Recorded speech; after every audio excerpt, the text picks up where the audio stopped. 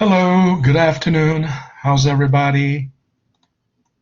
Good afternoon, Good Professor. afternoon, Professor. How are you? Hey, good. How are you, Eva? How are you, Peter? Good Good. afternoon. Okay. I believe I saw three people uh, before I came to Blackboard. Let's see how many are there. Still three people. So I have exactly matching number of people here in the Collaborate. Hopefully, the rest of the class will join up shortly. Let me okay, so I'm sharing my screen now, and you can see well, so in our last class, continuing with what we were talking about in our last class, um, I believe we were talking about the the way the simple interest rate works. Let me just quickly check what it was like. Statement that the Democrats economically liberal. Okay, so that was uh, so basically the discussion was about the inflation, right? But the reason for all that discussion was to understand um, the difference between nominal interest rate and real interest rate, and how real interest rate affects the borrowing, and why Federal Reserve has created slightly negative real interest rate all these years, which is stimulating, which basically stimulates the economy by increase incentivizing borrowing, right? And then that brings us to the question of the role of the Federal Reserve, because Federal Reserve is the Federal Reserve, as we all know, is the central bank of the United States, and it's the ultimate authority in the monetary policy, and also it's a regulatory authority in commercial banking, and it's the lender of the last resort, which means commercial banks basically must borrow from each other. I mean, that's what the Fed funds market is for, and the Fed funds market is I've made this very clear. Fed funds market is not owned or run by the Federal Reserve, right? It's totally a private, not state run. When I say private, it means it's not run by the state. Um, it's the private marketplace between the commercial banks in the U.S. And there they in that Fed funds market, they will borrow funds from each other and lend to each other. But the Fed funds rate, is set by the Federal Reserve. And I said, Federal Reserve doesn't run the Fed funds market, but it can it sets the actually setting is not the right word. It influences, Federal Reserve influences the Fed funds rate. And how do they do that? How does Federal Reserve do that? You see, Federal Reserve can set the target rate. Here, the title clearly says Fed funds target rate. Fed funds target rate. That means Federal Reserve can set the target rate, that means the actual Fed funds market rate can be different from the target rate. Yes. What happens is that the Federal Reserve sets the target rate, and then they work through the market system, they work through the market mechanism to bring the actual Fed funds rate close to the target rate. So the target rate has a range. Target rate is not a point value, but it's a range, right? Meaning, what does that mean? Target rate is always like 0 to 0.25%, right? 0 to 0.25. That means the actual rate will be somewhere between 0 and 0.25. And this rate changes every day, right? It changes every day, but it just oscillates within that range. That's, that target range. That's what it means. Okay. And when we say banking, there are two types of banking. One is, commercial banking, and the other one is investment banking. Commercial banking is also called retail banking.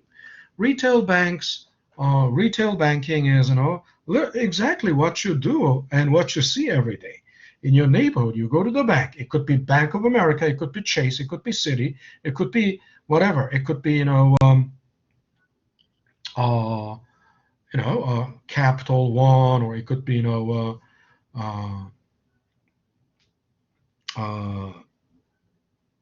Citizens. I think there's a PCN, right?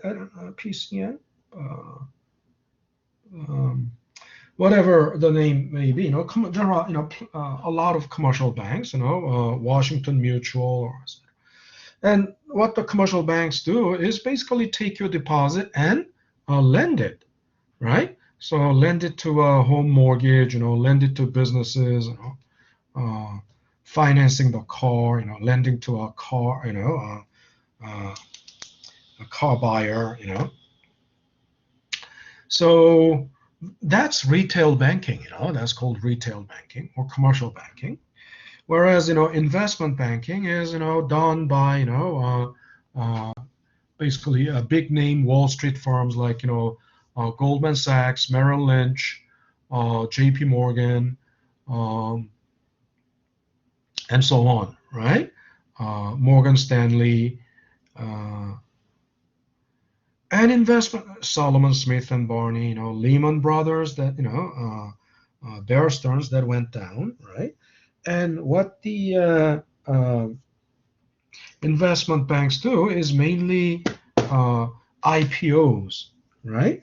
They help the companies, startup company that obviously the companies that have already started, but companies that have grown, and the companies that want to get listed in the stock market, companies that want to sell stocks, right, into the stock market. And when they sell stocks, they can raise more, capital from sale of stocks. So what the investment banks do is to take them to the stock exchange, so that they will be traded in the stock exchange. And then once the company goes public, then they are, in other words, start selling. Once they start selling stocks in the stock market, they are called publicly traded company or publicly held company. Publicly held means, it doesn't mean state. When we say public form, if it is a public company, that sounds like, it is owned by some, a public entity, like, state. No. Publicly held means, it's not owned by state. It's just ownership. Ownership is open to public. That's what it means, right? Anybody can buy the stock of that company and become owner of the company. Of course, partial owner, not the whole owner. Um, and another thing that the investment banks do is the asset management. They also do the asset management.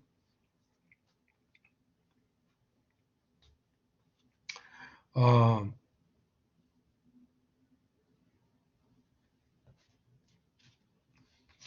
and so Goldman Sachs is a typical example, and I'm not a big fan of Goldman Sachs because they have done, I mean, a very unethical. Their business pattern has been very unethical um, and very immoral. And it was quite evident. It was completely divulged. What they did uh, back in 2008, and their deep involvement with the financial crisis. But you can't uh, you can't argue with the fact that that's an organization, that the entity that has very lean and mean people. I mean, what I'm saying is, Hey, huh? Professor, can you talk a little bit about Evergrande? I heard about that this week. People kept comparing it to uh, Lehman Brothers and all of that. Talk about that. no, no, I don't know much about Evergrande, but what I know is probably what you know already, because I only read about Evergrande. They are big, property, property developer in China. Of course, their business lines are not just property developer, property development. They must have, they are like multi. They are into multi sectors, right? Multi sectors. So, but mainly primarily property develop, and obviously uh, property develop property developer means what? They are, basically building, homes and, building commercial buildings. And most of that is being financed by debt, right? Most of that is being financed by debt. And if your capital structure is, heavily, and you will learn more about capital structure in topic 2. Um, and also if you're taking corporate finance 230, you will learn more about that. But if your company's capital structure is heavily dominated by debt, um, the problem is you are more likely to default. I mean, your burden of debt servicing is huge, and at some point, if you and most of these companies that have huge debt, uh, all their businesses, all their projects are financed mostly by debt, and then they will have very slim profit margin, and then they are constantly they have constantly in need of huge cash flow because they have to make payments, and the payments are mostly debt servicing. In other words, paying the interest and the principal on the debt. And if they are even short on this working capital meaning current assets to meet the current liabilities.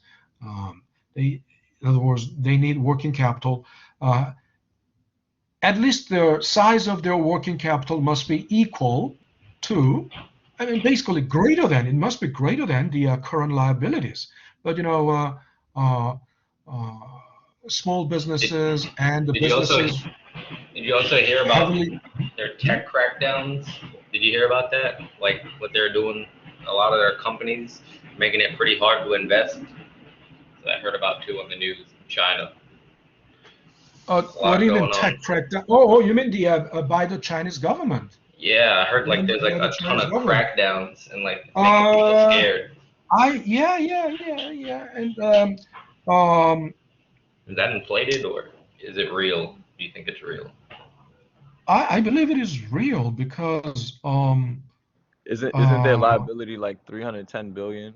I heard they were gonna get bailed out by like the you Chinese mean government. Evergrande? Yeah. Yeah. I heard it was like 308 billion or 304 billion, but in the order of 300 billion. But I uh, I doubt it's gonna be like the next Lehman because Lehman is uh,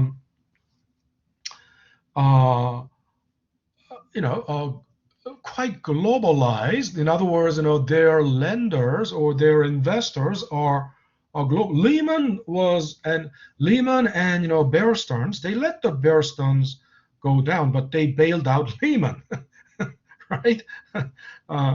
Uh, First it was Lehman, but they bailed out Lehman, and then it was Bear Stearns. They let Bear Stearns, go down, and then next it was AIG, and then they bailed out AIG. So it was very inconsistent. But these companies they were holding a lot of They collateralized debt instruments, which were they control the news too much. So like hmm? inevitably you have to follow the money wherever it goes because that's just how that community works. If you watch the news, it's like the herd. That's what retail is watching. Yeah. But what do you mean? I mean, what about the news? I mean, um, Because they're gonna tell you they do it with Bitcoin too. They one week they'll say, oh well, Bitcoin's gonna go to 45,000, oh, and then the oh. next week Well, everything is going down. Then they're like, oh my Yeah, well, gosh. of course. Chinese Look, government has a lot of power look. over their economy. A lot. Bitcoin is, inherently, Bitcoin is quite volatile. I mean, of course, it's only natural. One day they say, Not Bitcoin so much. I'm talking about the news. How they control the news as far as the hedge funds in New York City, the people who control over hundreds of trillions of dollars, basically, and um, uncollateralized debt. well, yeah, I don't know. Beyond the news, beyond the news. I mean, if you doubt,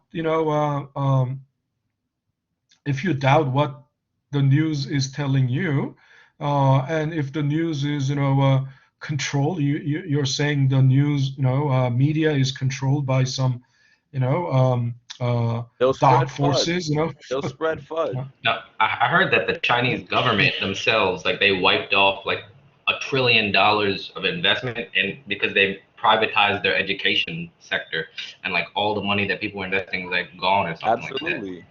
That's crazy. Okay, That's listen. kind of scary to invest in that because everything could just be gone. Can you uh, can you raise the volume on your microphone because some of you I barely hear, but some of you I can hear clearly, but some of you I can hear barely. Um, Can you so hear me? at least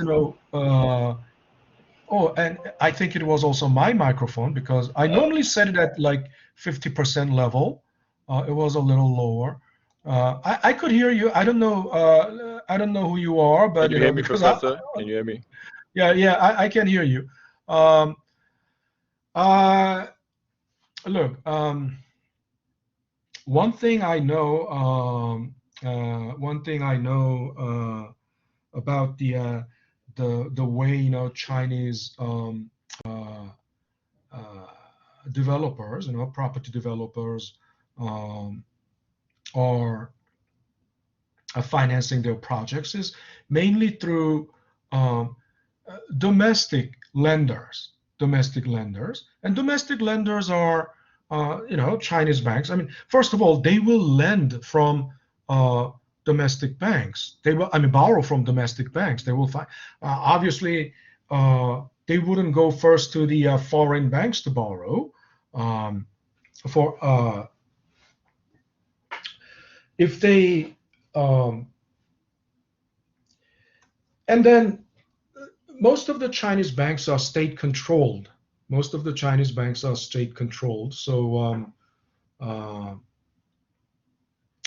they will they will lend up to a certain point, and then of course I don't know. Although Chinese government is saying that they are not going to bail out, but think about it.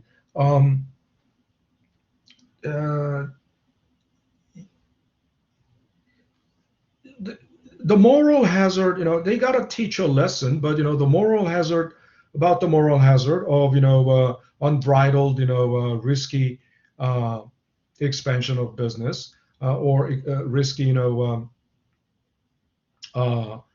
financing. But then nobody will be. They will eventually. It will be the Chinese government that will suffer the consequences because the lost revenues from the lost revenues, no matter how how much tax revenue they have, loss to tax revenue will still be not a positive thing. So I don't I doubt if they will really let it sink, and it's not bankrupt yet. That Evergrande is not bankrupt yet, but most likely facing bankruptcy. But as I said, there and they must have primarily financed through their domestic banks, and Chinese domestic banks are not. I'm not sure how much they are globally securitizing their debts. I mean, like what Lehman Brothers did, like what Bear Stearns did, because what they did, back in 2008, all those, mortgage-backed securities were basically, using the mortgage-backed securities as collaterals. They sold, CDIs, and those CDIs were held by so many, investors, domestic and foreign. So the ripple effect could be global. But in case of Evergrande, I don't know how much the Chinese banks were involved in selling some derivatives like CDIs. So if that is limited, then the ripple effect would not be global. It may be affecting regionally, like Singapore or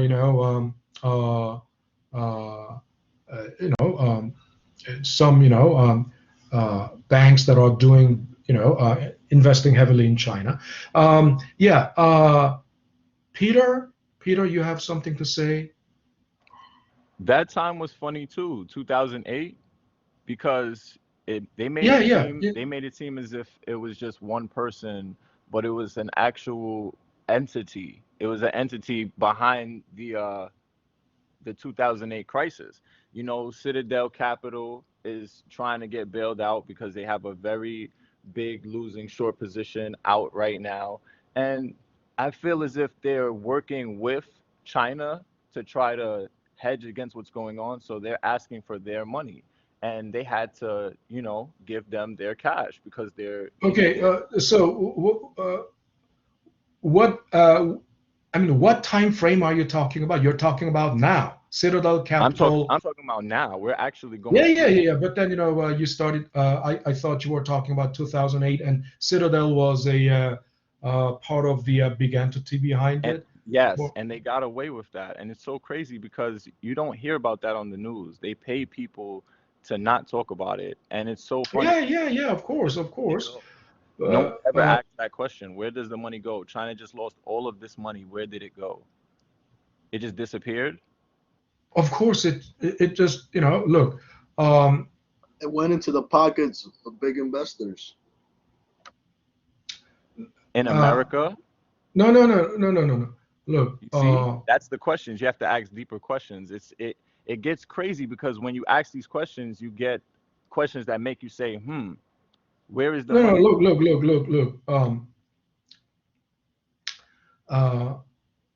Suppose this is something you have to distinguish. What is the original? Where did the original capital go to? Or is that the question? Or where is the market value of that, market capitalization of that? For example, what think about it. Back in 2008, when there was a financial crisis, before financial crisis, there was subprime mortgage crisis. So in subprime mortgage crisis, as a very scaled down example, let's say you borrowed $1 million to buy a house, okay, and then you are a subprime borrower. So when interest rate went up, your interest rate went up, so you couldn't make the payment, so you defaulted. Then the house is repossessed by the bank, but this happened in a massive scale. So there were so many houses repossessed, put out on the resale market. And then if this was a normal time and not, there is just one or two houses on the market, they will resell at $1 million. They will resell for $1 million. So the bank recovers $1 million. They have collected all the payments up to that point from the defaulted borrower, and the bank can pay back the investor. Think about it. The bank, that $1 million came from an investor or lender to the bank.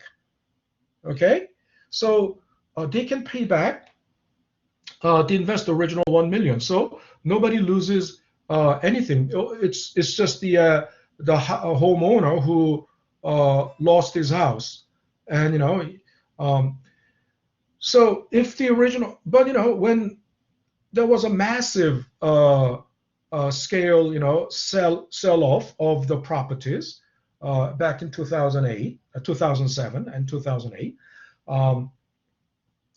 because of huge excess supply, the price of all these homes go down. Let's say they all lost value by 50%, and there were this $1 million cannot be recovered. If you sell it, it will be only $500,000. So then the bank can only recover, if they sell, they can only recover $500K. Then the bank still owes its investor $1 million. So where does the bank come up with that $500K? Then it was called toxic asset, because it's an asset that if you sell, you don't recover, right? Even 50% of it. And then the bank will go bankrupt.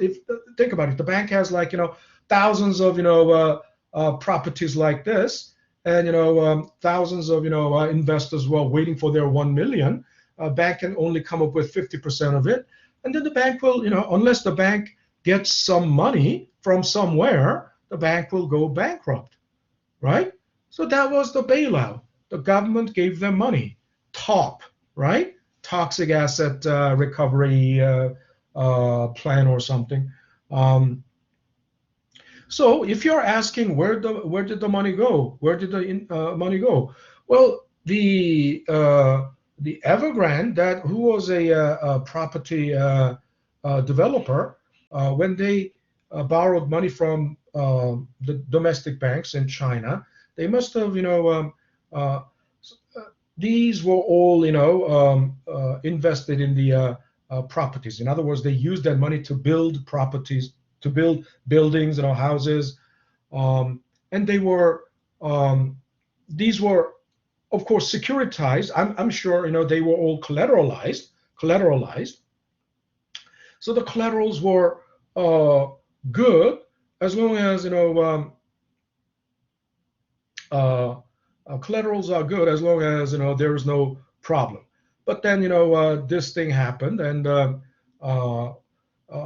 China, China's whole housing market, though, it's isn't it really inflated? Because I heard there are 50 million empty homes, and a bunch of companies are in the same spot. Yeah. So how are they gonna fix this? They are. Yeah, it's a known fact that in China they do have showcase window projects. a lot of showcase window projects just to really showcase, just to brag about it. So think about it, all of this.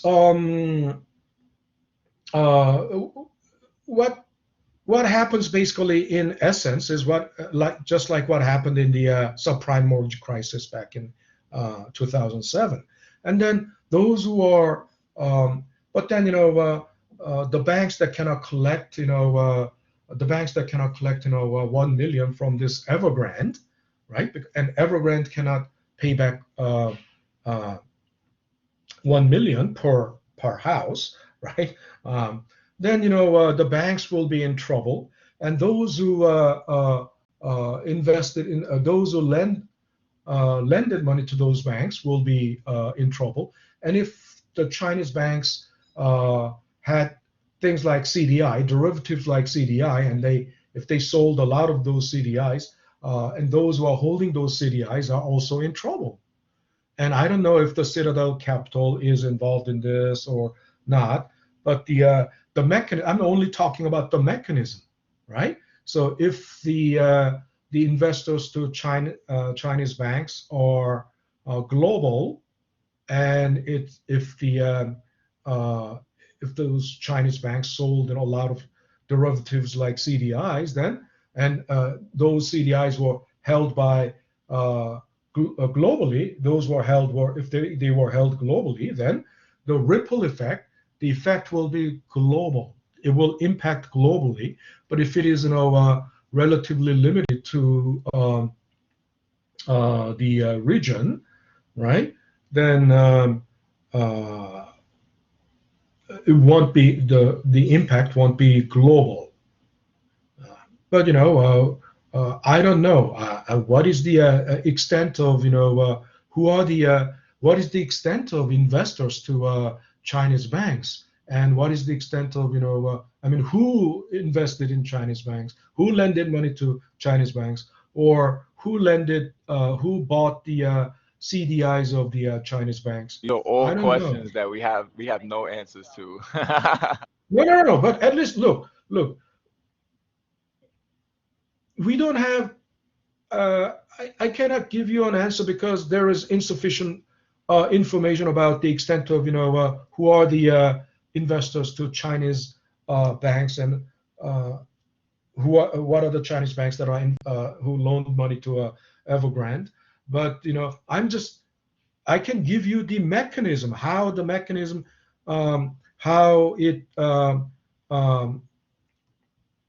it permeates through the mechanism, how it the network of lenders and borrowers, right?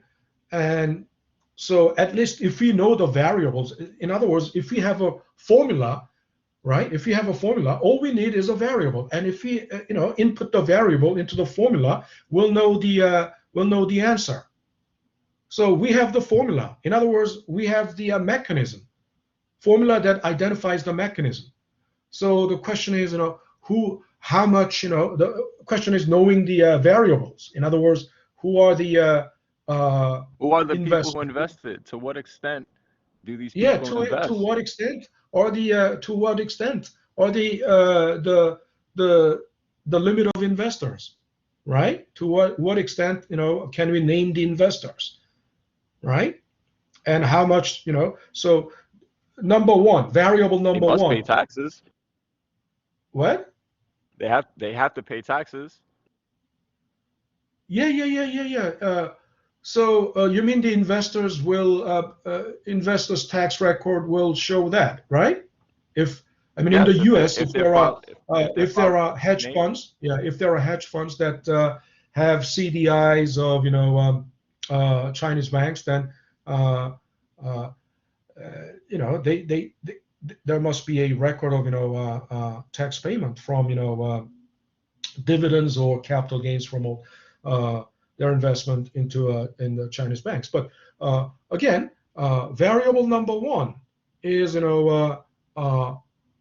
who did Chinese banks sell CDIs or some type of derivatives similar to CDIs to global asset management firms or hedge funds, right? Did they sell? I'm sure they must have USDT? sold. Hmm? Because doesn't Evergrande invest into United States dollar tether, which is like a cryptocurrency? So it's in shambles right now. If you look at some of the Yeah, news yeah. coming out Uh, on tether, well, and that's look. America. It's certainly shaking the crypto market. Of course, they must have done portfolio management, and one of the assets in their portfolio could have been cryptocurrency. But again, look, uh, the direct the direct victim the direct victim of if Evergrande goes down, the direct victims are uh, the lenders and investors to Evergrande, those who directly invested, and those who and the second victim are like those who uh, uh, hold, like CDIs, some derivatives, that the Chinese banks sold using, uh, uh, Evergrande's, collaterals, right? So as I said, variable number one is, did they sell, derivatives? Most likely they, and variable number two. So who bought those, derivatives, but sold by Chinese banks? That was, collateralized, by, Evergrande's properties. Uh, and variable number three, uh, I mean, identify, we must identify those variables, and if there are like three variables, there may be more than three variables, right? Um, so The we have variable the you said formula. was the We have derivative, the right? formula. So if you input the variables there, then we'll have the answer. Okay? You said Don't the you cannot derivative. say what? You said the derivative was part of the formula, right? Yeah, yeah, yeah, yeah, yeah. So we can say one Question. of the derivatives for Evergrande was USDT because it's being traded in USDT. What America. what That's is United USDT? that's United States dollar tether. So that is being traded That's a as a derivative. cryptocurrency? Yes. That's a crypto? No, no, Yes. no, no. Look, I don't know. Cryptocurrency is not a derivative. But it's being Okay? traded as if it was a derivative. That's why it's a big problem, you know? Uh, And I think it's no, no, no, similar to no. what Yeah, you're yeah, saying yeah. because it's Look, filling in the blanks. look. No, no, no, no. It's just just because of the semantics, you are misled to think that uh, a cryptocurrency is a derivative. No, no, no, no. I mean, Evergrande didn't create that cryptocurrency. Evergrande didn't. And was there any Chinese bank that created that USDT? The thing is, It's pegged to where is it at again? I have it right here. It says they fallen into debt, taken fell sharply. The bonds have plummeted more to stable coins because they're being traded as bonds, right? So all commercial paper issued by Chinese real estate developers, if Evergrande's debt bombs explode, the chain reaction will bring systematic risk on the leading cryptocurrencies such as USDT and Bitcoin. listen, I don't know. I don't how that can be traded as bonds because cryptocurrency is cryptocurrency. Cryptocurrency cannot It's be similar to how bought. the houses were being traded as But you bonds can't too. trade So cryptocurrency though. you can still trade it Yes, in but think America right about, now.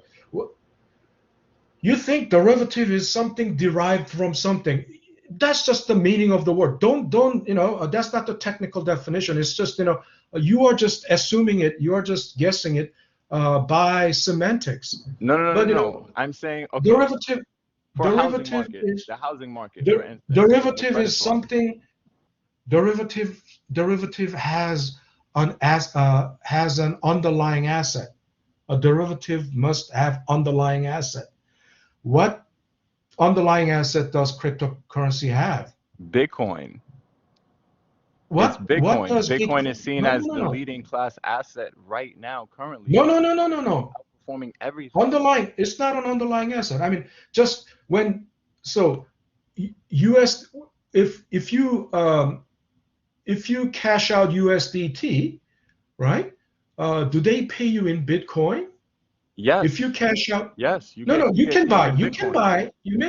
You may buy Bitcoin, but listen, USDT and Bitcoin are not related. It's not like they are.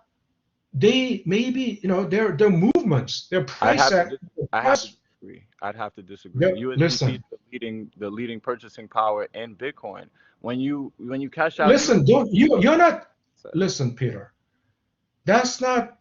You're just there's bits and pieces of news that you read, right? But with no foundation, huh? You have so much conflicting information, but you can't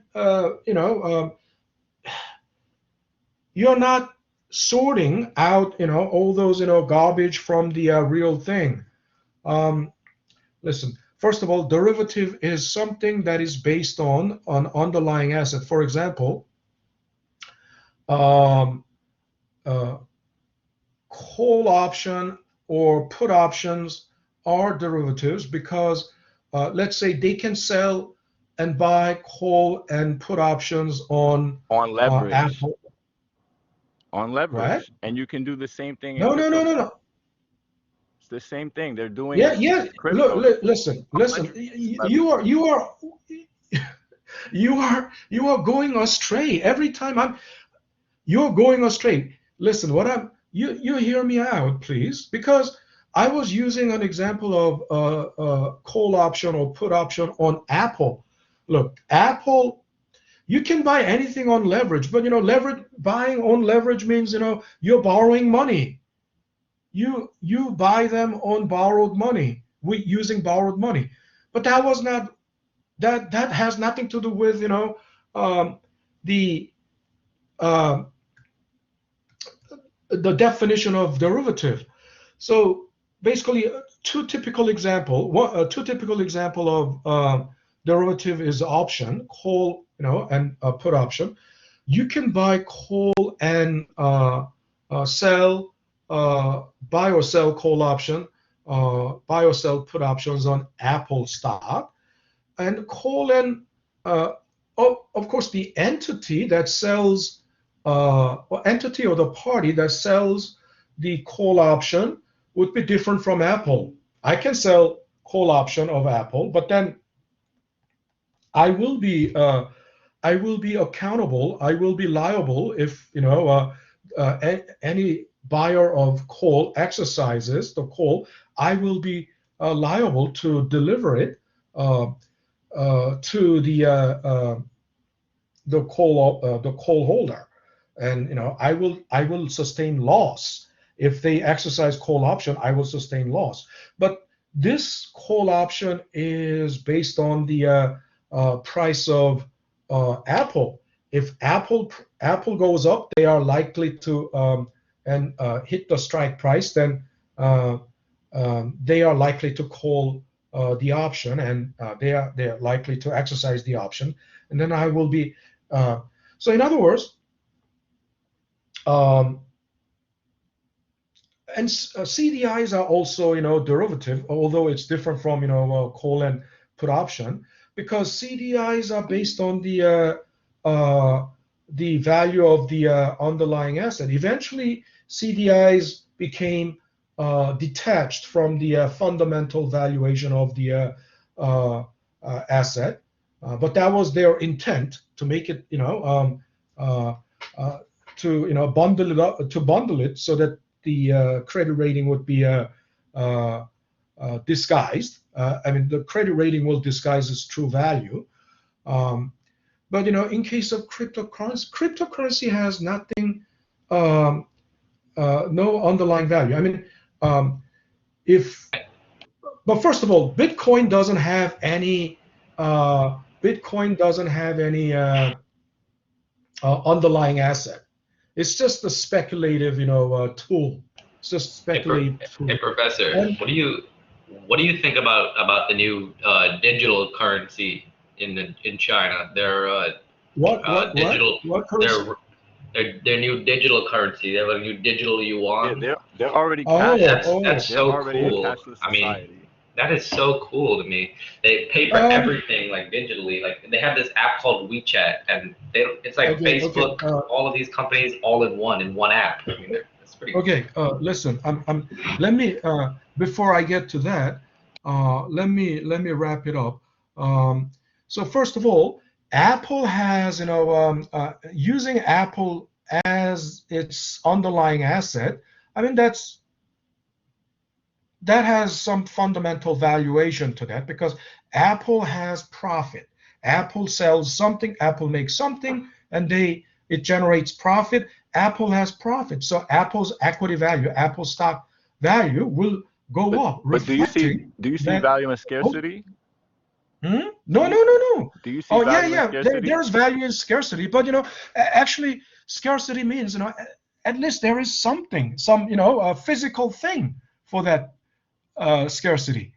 Isn't that right? Gold is, there is, uh, gold has value because, it's scarce. And of course, gold also has more than other value than just scarcity because gold can be used for, I mean, gold is not the best, conductor, conductor of electricity, but, gold as a pure metal, it has other, uh, uh, intrinsic value.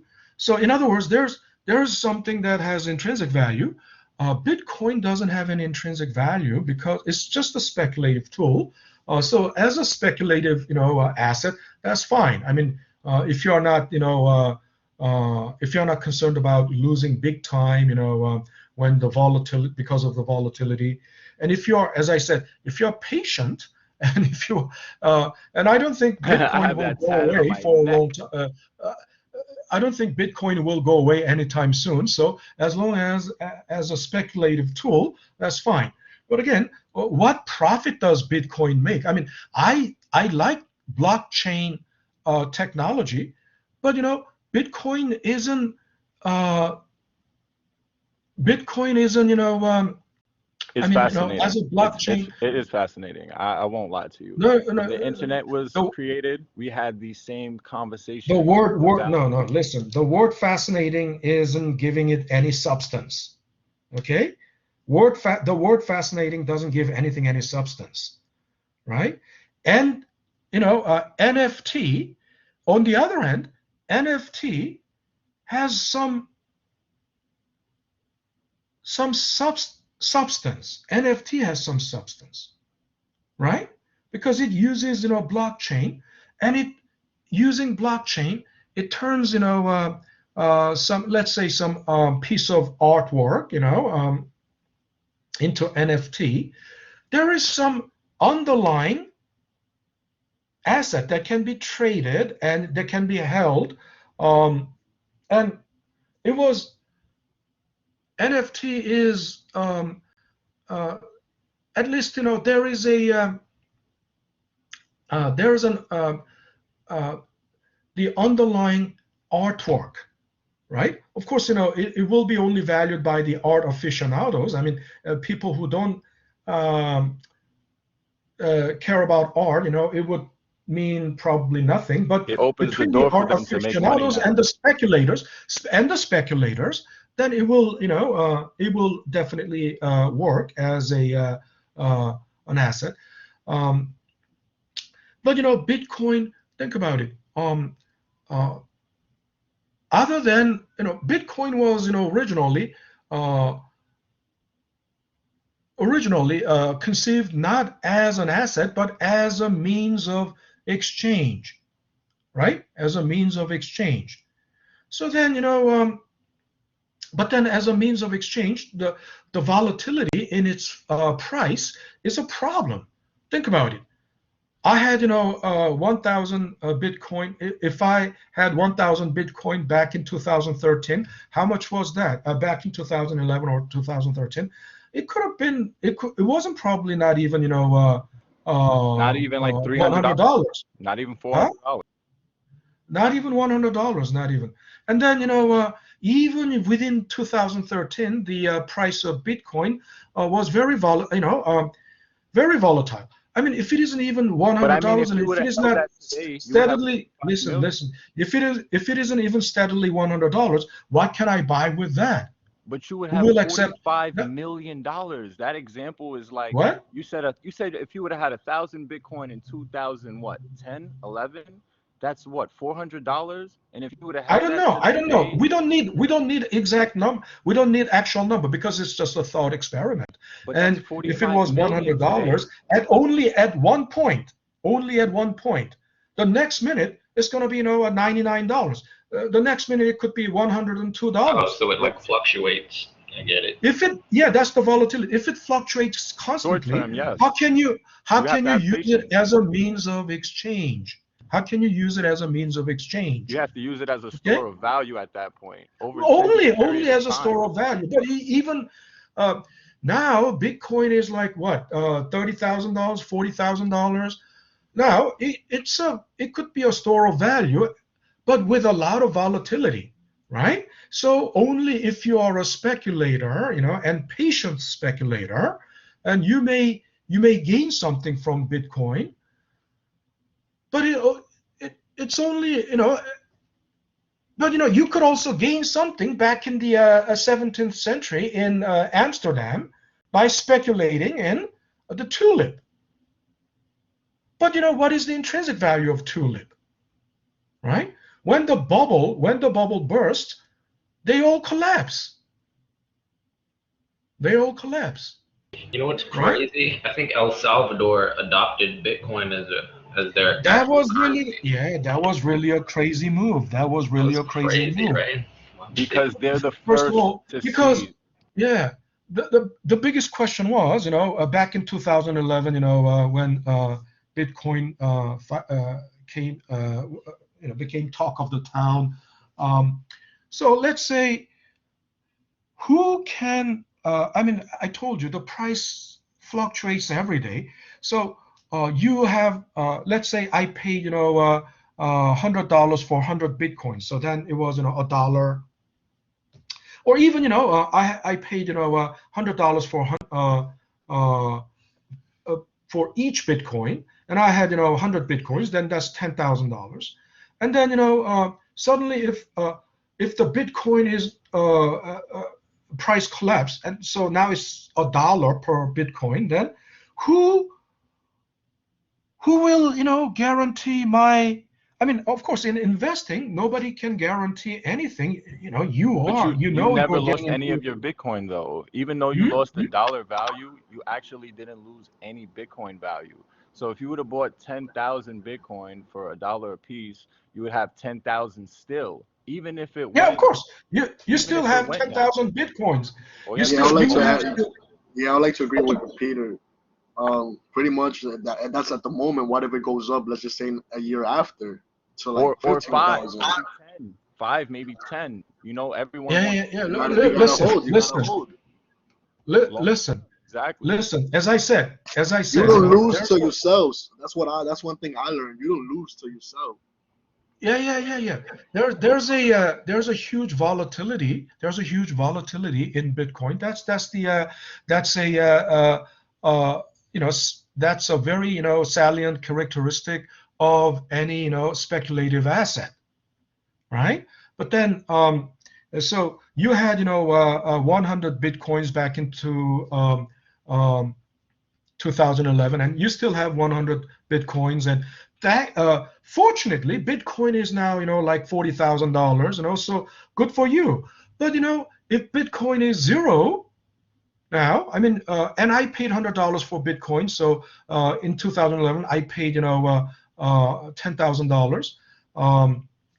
And so in investing, you can lose everything. You can lose everything. And if Bitcoin is zero now, I lost my $10,000, of course. And in investing, you only, you hold yourself, accountable. I mean, nobody told you to buy Bitcoin. If you bought Bitcoin and lost, then it's to your own, you're responsible for that.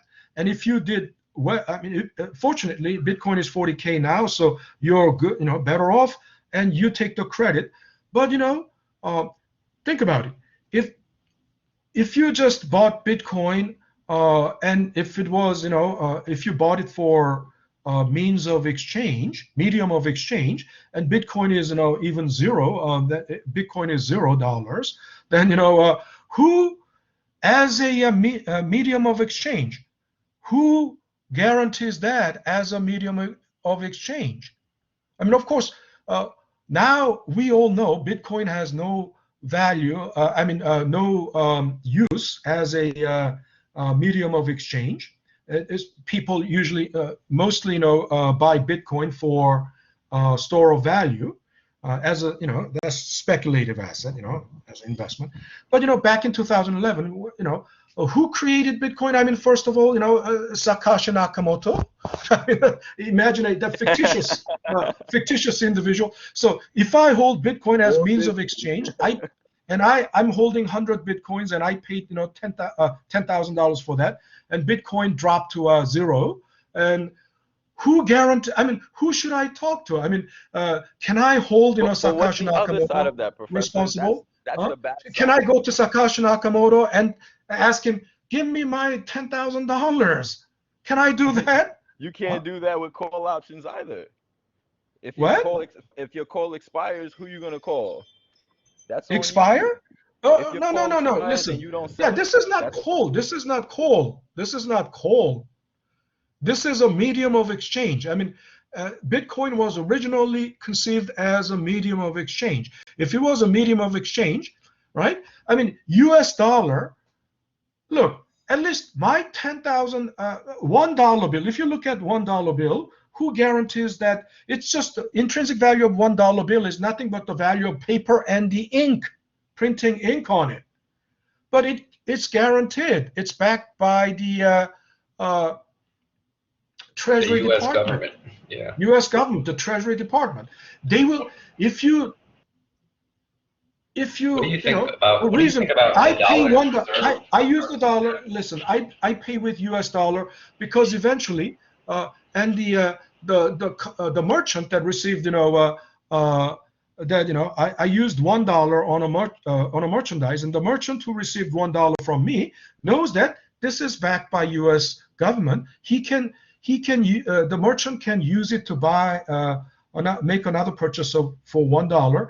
Eventually, at the end of the long chain, someone can, if you want, you can take it to U.S. Treasury, and U.S. Treasury will give you. Let's say, U.S. Treasury will give you another $1, but eventually, let's say dollar stops, circulating, then U.S. Treasury will give you something that is worth $1, right? So you're saying that Bitcoin is not backed by anything but the people. Exactly, Bitcoin is not backed by anything. Yeah, Bitcoin is not backed by anything, but only backed by someone who is willing to pay, right? Who is willing to pay bigger dollar, right? Bigger amount than you paid, right? So as long as that lasts, so that's why they call it a Ponzi scheme, because Ponzi scheme is a basically a theory of bigger fool. I mean, as long as there is a bigger fool than me who can who will pay a bigger amount than I paid, then it will go on. But once there is no more confidence that this will go on, then it will bubble will burst. Hey, Professor, I kind of want to I want to hear your thoughts on the U.S. dollar. You know how it's like the world reserve currency, how everyone trades in U.S. dollars. Like, do you think that that's gonna last, since we're printing out like so much money and like inflating our currency to like a massive degree, and like people might just not want to use it anymore? Well, as long as U.S. is the as long as the U.S. is the largest economy, and look, yeah, being the there are only like 5 convertible currencies or key currencies in the world, only 5, like U.S. dollars, euros, Japanese yen, Swiss franc, and euro. Did I say euro? If I said euro, then uh,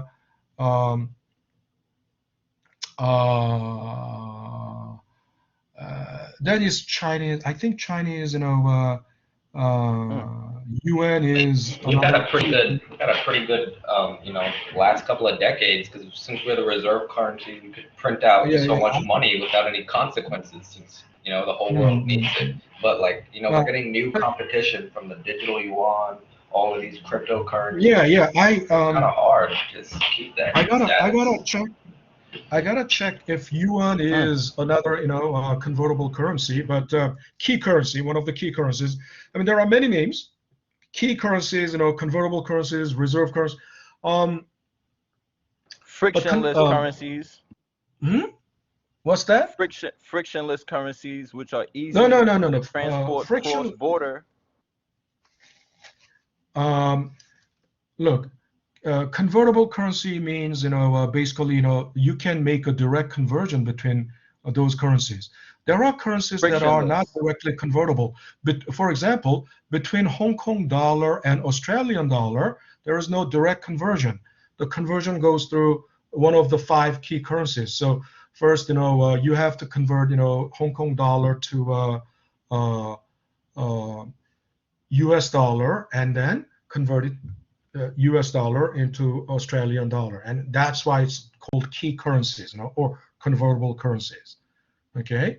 South Korean won and Japanese yen. You have, conversion tables. You have, currency, conversion tables, and you see as if, they are directly converted.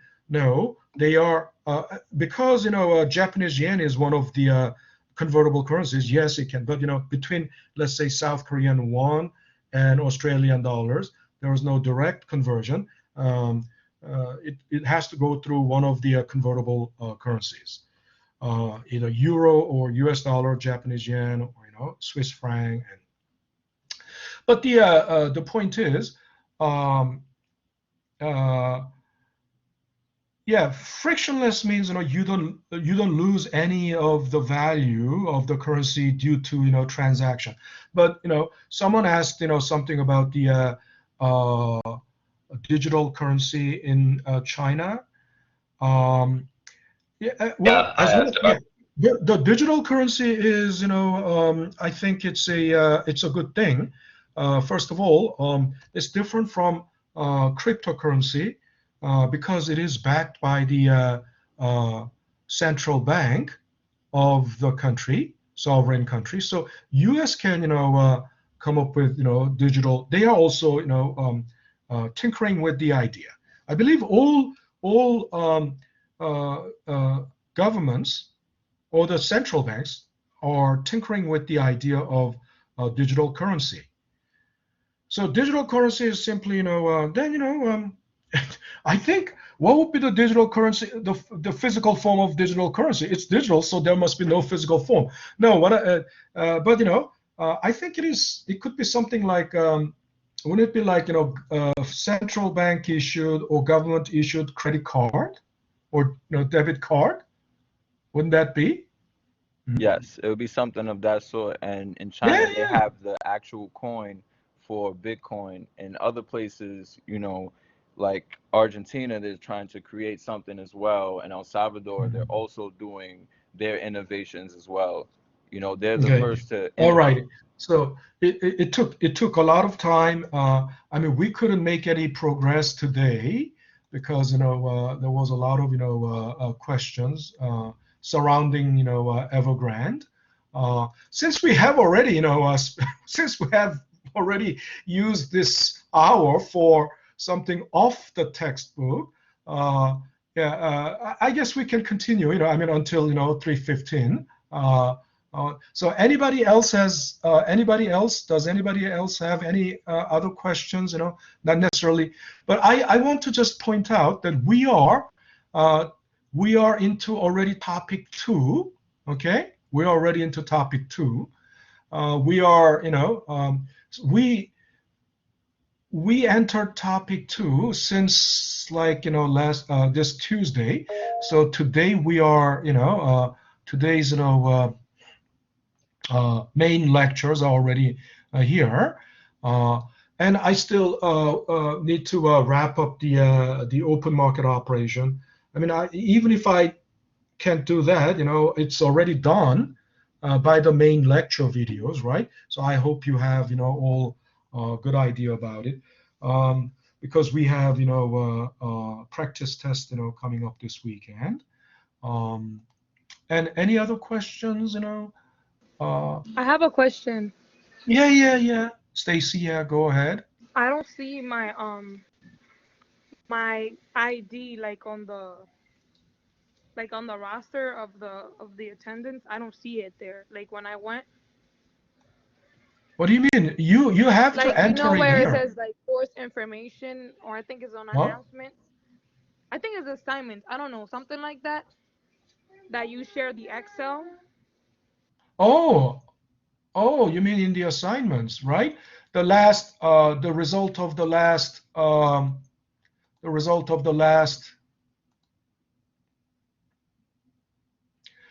geez, why did Yeah, I? that. I don't see my Yeah, ID anywhere there. Not even, well, like I don't see myself like not even on the zeros. okay. Everyone on the roster is here because let's see. Do you see your section 1400? So do you see your ID there, student ID, in that Let me column? see. Do you see that? 24 17 9 7 7 0. I think. Hold on. Let me recheck. No, I can look it up. Search,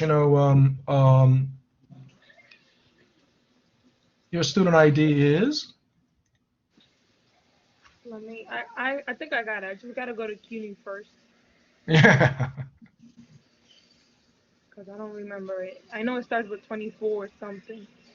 I had it the other day. I was looking at it, but I don't see it there.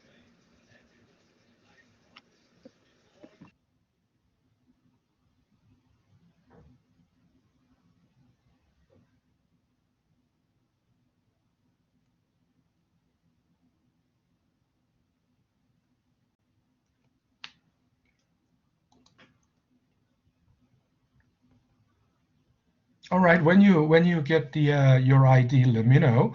So any other questions? Because it's 3:10 and we have 5 more minutes. And if you have any further questions, then I Professor, will I be have a happy. question. I Yeah, check. yeah, It's about my book. I check yeah, at the website yeah. where they sell the book, and it says it's still in process. Mister, I I got my ordered this ID. book. Sorry. I ordered this book about like 3 weeks ago, and it still hasn't arrived. Yeah, I know, but I gave you you see, I gave you the um, in the recent announcements. There was a posting about He shared that on the announcement. He said that the books yeah. were not gonna be needed until like a certain point of the class. We are already into I, topic 2, so you will need. I didn't read the announcement. Listen, we are already into topic 2, so you will need the you'll need the book, you need the access code actually, and I don't know why it's hard to find, but if I okay, entering student mode, it was about textbook 2 and 3, right? About textbook 2 and 3, there is okay, textbook 3. Did you read that? That was posted on Tuesday. Um, I gave you the contact information of the uh, McGraw-Hill's campus representative. So you can contact her directly. Actually, I just learned that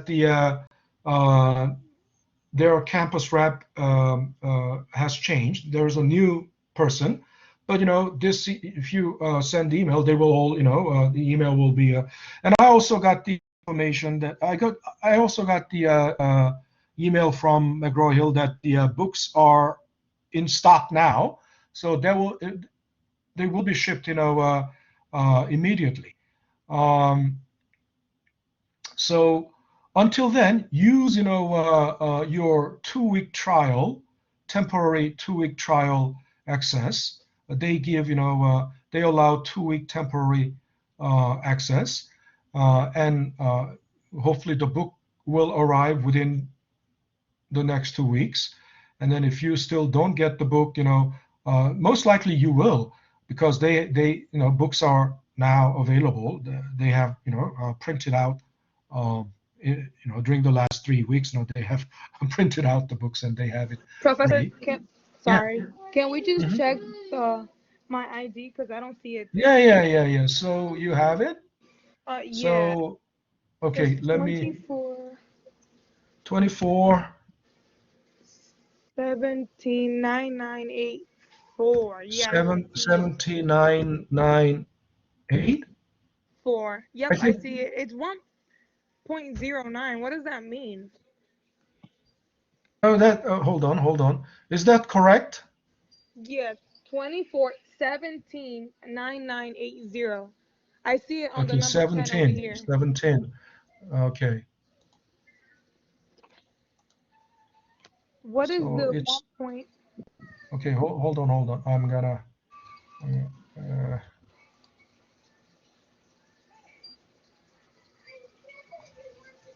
okay.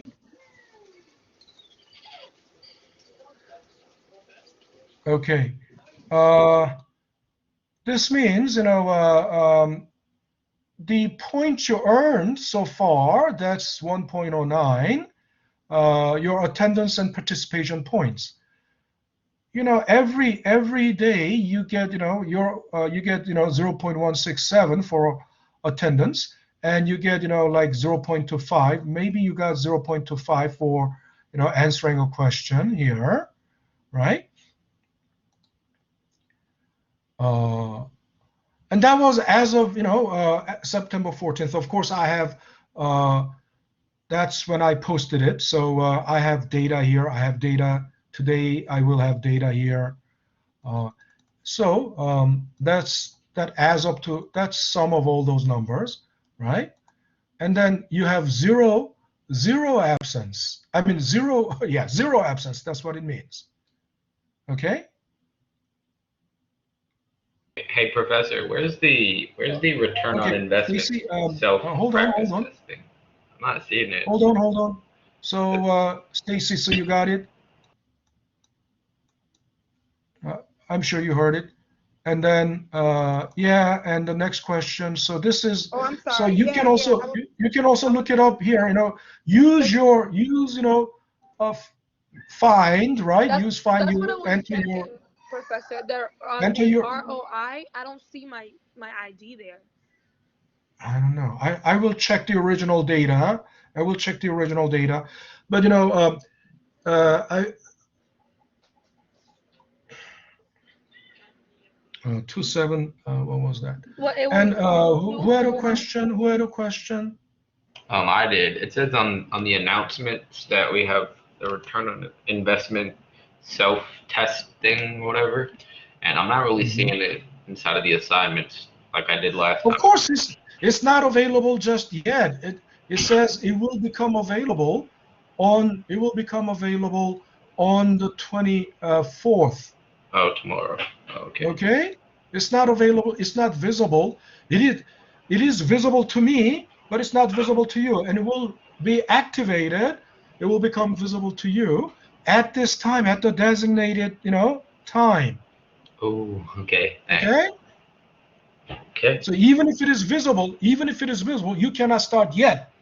It's not, even if it is visible, you won't be able to start because obviously, if I gave you a window you have to do it during this window, right? It's not like I don't want anything to be done randomly. You have to. It has to be like in military format. You understand? The best efficient management system, will have to follow, a strict military schedule, right? So, like if it says it starts at 12 a.m. 0924, then it will start at the time, and it will be it will cut off exactly at this point, right? At this time, and you have during this window you have 180 minutes in one sitting. Okay. All righty. So if there's no further questions, I will see you guys next Tuesday. And I'm not. Is it? We have. Yeah. I will see you next Tuesday, and good luck with practice. God bless, Professor. All right. All See you, right. Professor. Same to you, everyone. All right. Take care, everyone. I'll have to sign out. All right. See you then. Take care.